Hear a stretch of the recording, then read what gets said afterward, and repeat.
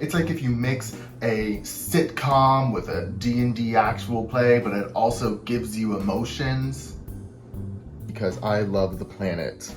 It's nice ASMR. Hello and welcome back to Open Table Adventures. As always, I am Dan the Baker, and this is another episode of Recipes for Adventures, our series where I make a little recipe based on some amazing TTRPG content from across the internet. Today's recipe is inspired by none other than the YouTube series, The Party. The Party is a scripted comedy web series about a bunch of friends playing Dungeons and Dragons together. It's like if you mix a sitcom with a D&D actual play, but it also gives you emotions.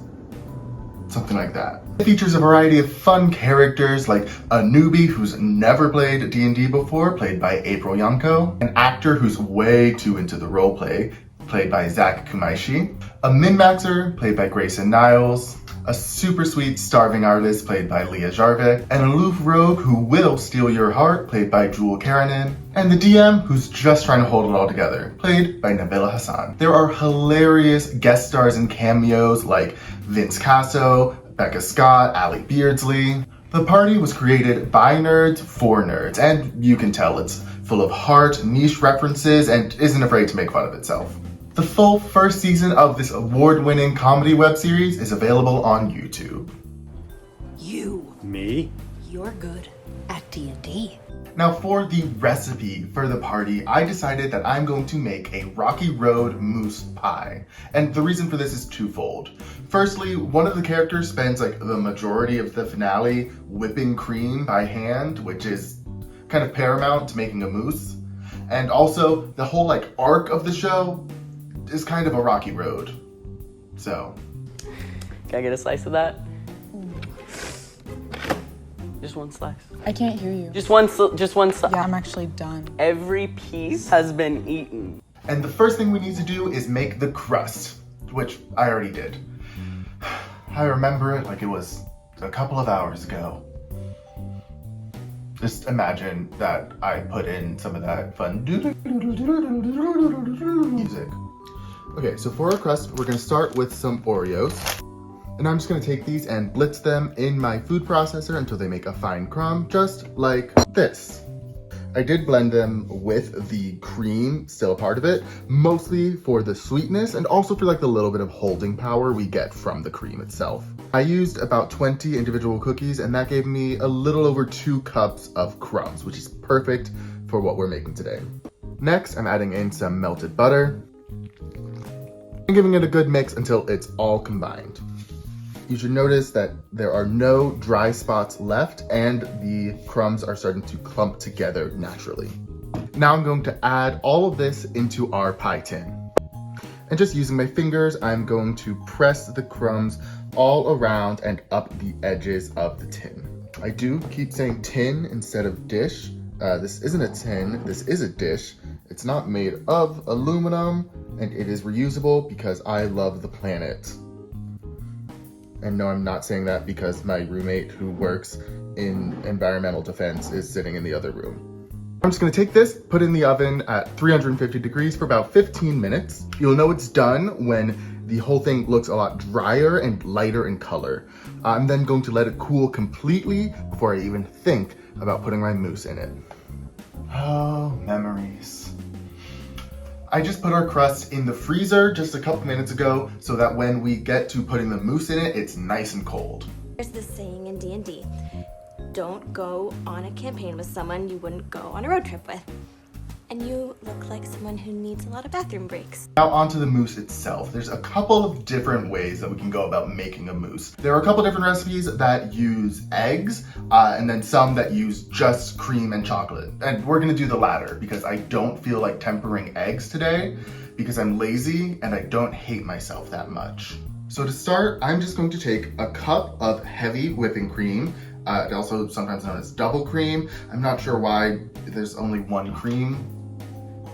And add it to a small pot. I'm gonna put it on my stove on like a low medium heat just until you start to see little bubbles forming underneath the surface. We don't want it to fully boil because that's bad and will explode and make a mess all over your kitchen. We just want it nice, warm enough to melt our chocolate. And I am gonna be using this entire 12-ounce bag of semi-sweet chocolate. And I'm using semi-sweet because I want a nice mix of that sweet and bitterness from the chocolate. If you want more bitterness, you can go for full dark chocolate. If you want more sweetness, you can go for milk chocolate. Now that our cream has heated up, I'm just gonna pour it right over our chocolate. And now the heat from the cream will just melt our chocolate and we can make a nice, smooth, chocolatey base for our mousse. I'm also gonna add a splash of vanilla and a pinch of salt. I'm just gonna let this sit for a couple minutes just to let the heat from the cream melt the chocolate a little bit more before stirring. If you find that it's not hot enough or the chocolate isn't melted enough, you can go ahead and just throw it in the microwave for like, I'd say 20 to 30 second increments, or you can put it over a pot of boiling water on your stove, stirring while heating. Now I'm just gonna stir everything together until it's nice and smooth. Looking gorgeous. I'm just gonna put this to the side to cool a little bit while we work with our whipped cream. I can still hear their screams in my sleep.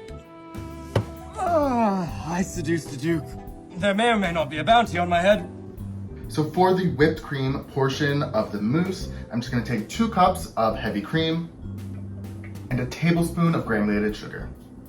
Fun fact, the purpose of the granulated sugar in here isn't only to add sweetness, but also the actual granules help aerate the whipped cream when you're whipping it. So it helps everything get nice, light, and fluffy faster. Was that a fun fact? I had fun saying it. Did you have fun? Stop saying no. And then, just whip. I am just whipping this by hand because it's only 2 cups. And that's something that's really easy to over whip if you're using a machine. And also whipping by hand isn't that difficult. It gives you a lot more control over the cream, over the fluffiness that you're getting from it. The pro tip is to make sure everything is cold, cold, cold, cold, cold. As cold as having a girlfriend and then having an in-game girlfriend that you don't really talk about your out-of-game girlfriend about, and you don't talk about your out-of-game girlfriend about your in-game girlfriend, and then it all kind of just blows up on itself. That's cold. Okay, you are. I'm what? You are making a scene. We're just gonna whip this until it comes to a nice medium peak. I'll show you exactly what that looks like when we get there. Also great for toning the biceps, of course. Also make sure you switch off hands every now and then so you get, even toning of the muscles. Also, if you kind of lift your elbow up, you get your tricep in there as well. It's a full arm workout, really. This nice ASMR.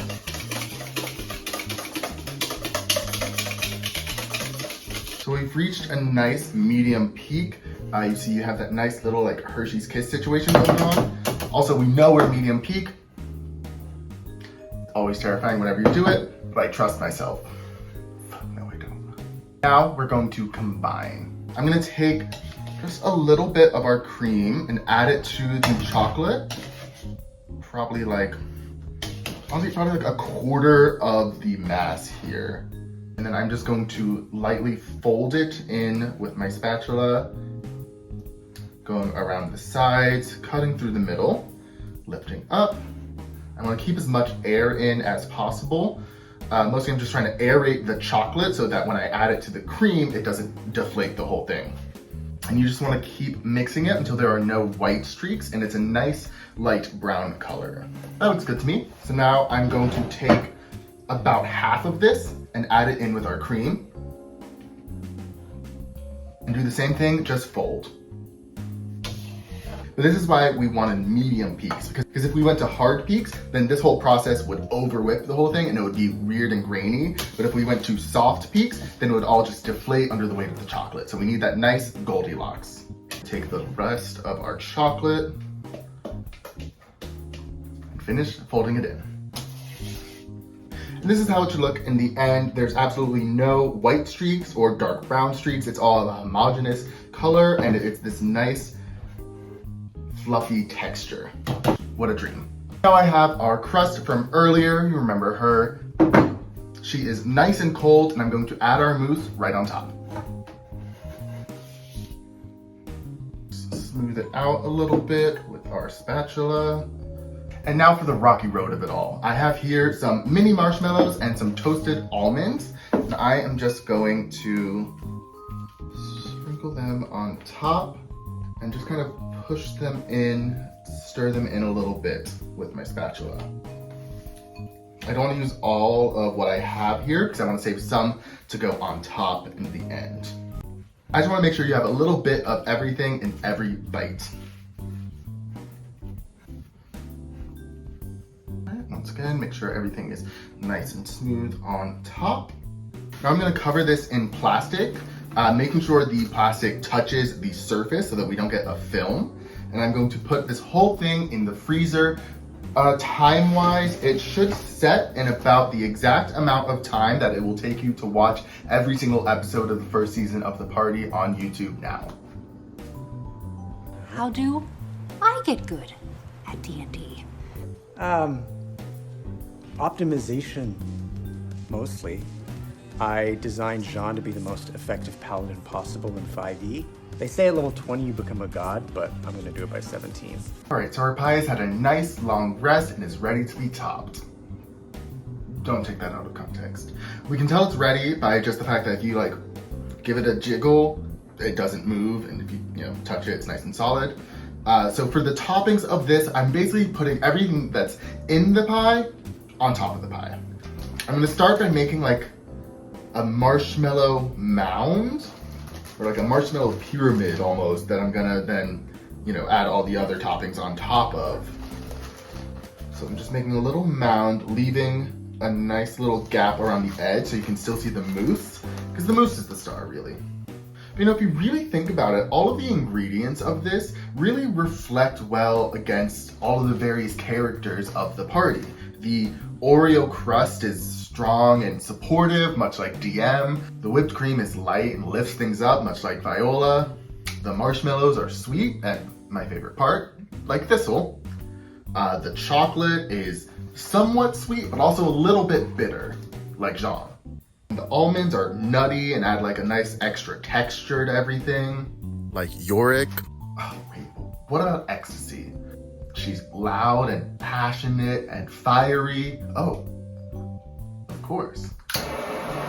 Whenever you have marshmallows on top of something, you gotta give them a little toast.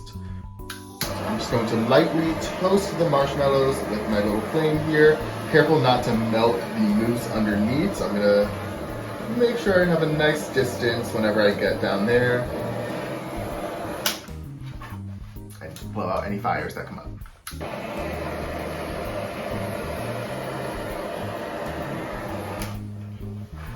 Happy birthday to you. On top of the marshmallows, I'm going to add some more whipped cream that I whipped up. I'm just gonna do little dollops, mostly because I don't feel like getting out a piping bag.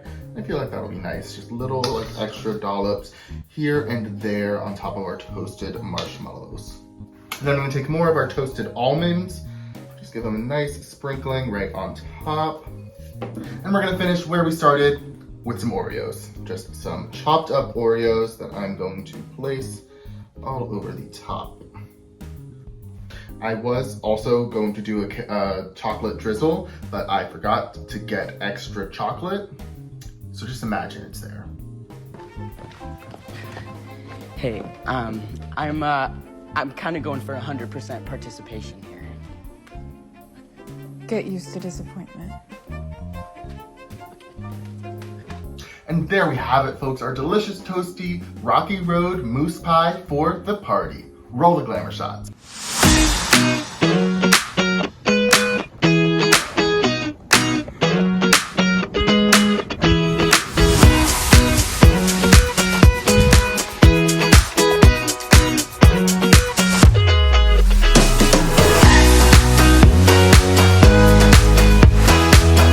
This is normally where I would like take a slice and eat this, but this is also my roommate's birthday cake, so I'm not gonna do that.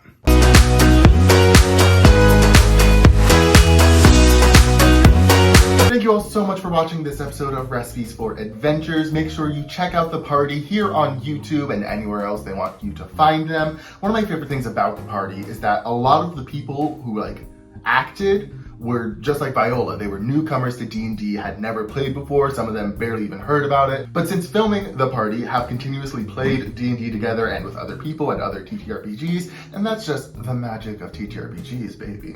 And make sure you stick around here at Open Table Adventures for everything else we have to offer for you. We have more recipes, we have interviews, we have actual plays and one-shots, and so much more. So make sure you stick around, because as always, I've been Dan the Baker. This has been Open Table Adventures, and you are always welcome to pull up a seat. Bye-bye.